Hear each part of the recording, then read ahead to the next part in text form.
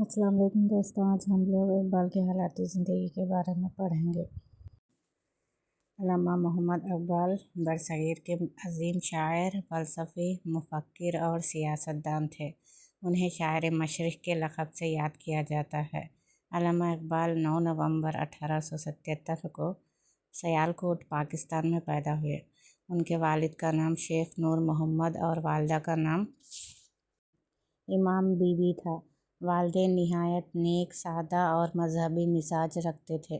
اقبال نے ابتدائی تعلیم سیالکوٹ میں حاصل کی اور بعد میں لاہور کے گورنمنٹ کالج سے BA اور MA کیا۔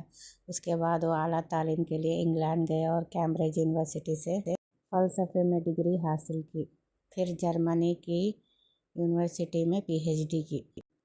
واپس آ کر انہوں نے وکالت شروع کی، وکالت یعنی لائر LLB، اور ساتھ ہی شاعری بھی کرتے رہے۔ علامہ اقبال کی شاعری کا مقصد مسلمانوں میں جوش، خودی، حوصلہ اور بیداری پیدا کرنا تھا۔ انہوں نے خواب دیکھا کہ ہندوستان کے مسلمان ایک آزاد ملک میں اپنی زندگی گزاریں۔ 1930 یعنی 1930 کے خطبے الہ آباد میں انہوں نے پہلی بار پاکستان بنانے کا تصور پیش کیا۔ علامہ اقبال کے کلام میں دلوں کو جگانے والی آواز اور قوم کو ایک کرنے کا جذبہ شامل ہے۔ ان کی مشہور تصانیف میں بانگ درا، بال جبرائیل، ضرب کلیم اور اسرار خودی شامل ہے۔ علامہ اقبال نے اپنی پوری زندگی مسلمانوں کی ترقی اور بیداری کے لیے وقف کر دی۔ وہ 21 اپریل 1938 کو لاہور میں وفات پا گئے، انتقال ہو گیا، اور وہیں بادشاہی مسجد کے نزدیک دفن ہیں۔